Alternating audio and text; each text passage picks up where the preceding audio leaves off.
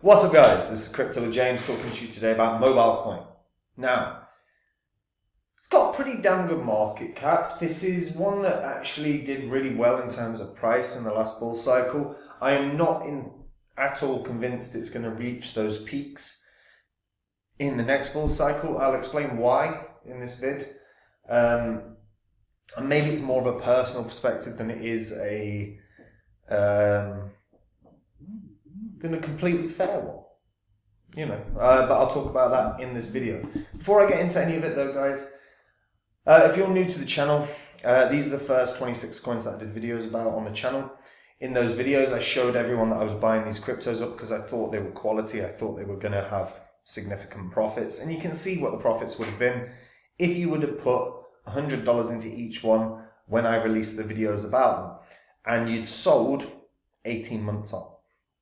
And if you'd done that to every single one, $100 into each, that's $2,600 in total that would have been invested. Selling in 18 months, your profit would have been over 123 grand from a $2,600 investment. Now that's pretty good. I sold all of these, by the way. I have been buying up new cryptos since the market crash, and I share these cryptos on my website, copymycrypto.com. So anytime I buy a coin, and like recently, I bought 2 coins that I think have 100x potential. I think these are coins that are going to have some serious gains. So I shared them with the members. And that's what I do. So I'll share the coins that I get into, why I think these coins can have gains, the kind of gains that I think they can have, the percentage of my money I'm putting in. And all the members have to do is copy along if they want to. It's really that simple. So I do all the work. I dive into the markets every day. I spend my 8, 10, 12, 15 hours looking at charts, looking at white papers, reading about projects. And that's how I pick my projects that I get into. The same way that I picked Phantom when there isn't a crypto YouTuber on the planet that was talking about Phantom. Remember, Phantom did nearly 700 times gain. Now, like I said, I do all the work. So if you like the sound of making the profits, making the same profits as I do without doing any work, head over to copymycrypto.com and just read through the site. Everything on the site, what's on there, the videos, the pictures of the members, all of that is public record. You can literally go through the old videos on this channel and you can confirm and verify everything you read. You can compare how you got on against the members, and if your numbers didn't stack up in the last bull cycle, maybe Copy My Crypto is something you want to consider. So pause the vid now to go check that out. Right, let's talk MobileCoin. So MobileCoin is a decentralized payment platform. So it was established in 2017 by MobileCoin.inc. However, the network went live only in December of 2020. It's a privacy-focused crypto that was created to be used as a digital cash on mobile. Its secure and easy payments, along with fast and encrypted transactions, are claimed to protect personal data. The developers aspire to revolutionize the peer-to-peer payment system, where transactions are stored on a blockchain ledger. Now, the project was designed to be integrated into messaging apps like WhatsApp, Telegram, Facebook Messenger, and Signal. And how it works is the user enters a PIN code to send or receive funds. No one but a sender / a receiver can check the details of transactions. Users can always recover their keys with a recovery PIN. Confidentiality is a priority, and the platform applies ring signatures to authenticate the ownership and use of the digital assets. Also, the benefits of the ecosystem include security, speed of transactions, environmental friendliness, and intuitive optimization for mobiles. Now, the founders are Joshua Goldbard and Shane Glynn. The company is headquartered in San Francisco. And Joshua is the CEO of MobileCoin Inc. He previously worked at AT&T and was a founding partner at Crypto Lotus, which was a crypto-focused hedge fund. He's a true expert in network deployment who started his career in telecommunications, gaining experience with mobile systems and discovering his passion for cryptography. Shane Glynn has a law degree. In the company, he holds the position of general counsel and establishes crypto regulations. He's a former Google expert with a background in telecommunications and mobile devices. And another key contributor is Moxie Marlinspike, who reportedly was a technical advisor to MobileCoin at early stages. is most known as the creator of encrypted messenger Signal. Now, the ultimate mission of MobileCoin is to create an end-to-end encrypted messaging platform. The developers aim to turn MobileCoin into a universal, accessible, and secure and sustainable payment system worldwide. The project is a simple and secure currency utility, emphasizing data encryption. And it encrypts peer-to-peer transactions in seconds in a decentralized and private way. Platform users have access to an intuitive interface where they can send and receive the mobile tokens, control balances, and view transaction history. Now, my issue here is twofold with regards to MobileCoin. Number one, privacy is an issue here. I am not a big fan of crypto projects that ensure privacy, and that's not down to not wanting privacy. I'm a big fan of the privacy element. My concern with anything related to privacy is governance, quite simply. You know, in the past, 2 years, we've seen a number of different crypto projects delisted from exchanges because of legal threats from governments. So, was it Huobi delisted Monero and Dash and Horizon? They did Zcash. They delisted a ton of privacy-based cryptos, and we've seen that again with other exchanges. There's a bit of pressure from governments and being put on exchanges to not allow the listing of cryptos that are based in privacy, and that's for obvious reasons, right? Governments want to know what the hell you're doing. It's a disgrace. They invade our privacy on a constant basis. Privacy is no longer a right. We can't expect it because governments spy on us. We know this. And as a result, I actually have very real concerns about crypto projects that obscure transactions like Monero do.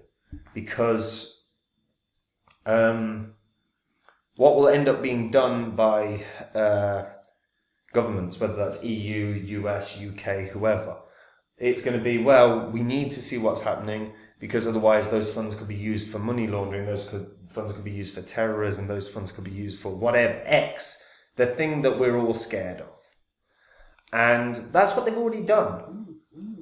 That's what they've already been doing. And that's why we've seen a bunch of cryptos delisted from platforms that are privacy in basis. The second issue I have with MobileCoin is that I personally just don't like payment systems. I don't like crypto payment systems, and I understand from the principle of this being peer-to-peer. So I like that a little more. If this was you can use the MobileCoin coin to pay businesses, I would hate this so much more. So peer-to-peer is a little better, because individuals are more likely to take a crypto than a business. But I'm not a big fan of payment systems in general, unless there is a integration of stablecoins, or coins that don't fluctuate in price, because fundamentally I just don't think many people I think individuals are way more likely than businesses. But I think in general, people aren't overly keen on taking a payment in a crypto when they could in a stablecoin, or when they could in Ethereum or Bitcoin, as an example. Now, the messenger element of it, encrypted messenger, I love. We should have encrypted messengers. We should be able to have privacy in how we communicate with other people. I like that immensely. But as a payment solution, I don't like. And as a privacy basis, I worry for it. I love the privacy element, but I don't think long term there's a lot of hope for privacy-based cryptos, because I think there's going to be immense pressure on exchanges to delist. And the way that will work is the governments will basically go, cool, if you want to operate in our country, you are not allowed to make these coins, these privacy coins, tradable. If you do, you are no longer allowed to operate within our country. And that's how governments are putting pressure and will put pressure on exchanges. And exchanges will have to bow to it, because fundamentally it would be shooting themselves in the foot if they don't. They will lose an immense amount of income from just having to shut down in certain areas. And that's my concern. Now, while I'm saying all of this, don't get me wrong, I think MobileCoin will have gains. I think it will do something. But I don't think there's a chance in hell we get anywhere close to this sort of $70 mark that it was at. I mean, what was its all-time high? $73. I don't think there's a chance in hell. I think we're probably looking more along the lines of about $15, to be honest. This is where a lot of the volume was previously. In 2021, we saw a lot of volume hovering around this $15 region. I think that's probably where we're looking at in terms of the maximum that I think this can hit. And by the way, if it does hit $15, that's still a 20x, a 21x, 22x, which isn't bad. You can't turn your nose up at that. But there are real and very legitimate risks to something that is privacy centric. And that is that if governments continue to highlight privacy coins as a threat to whatever they're going to use, money laundering, terrorism, whatever, they'll pick their thing that we have to be scared of. And that will be the focus of, we're protecting everyone by making sure these aren't tradable in this country kind of attitude. That's my real worry with anything to do with privacy. And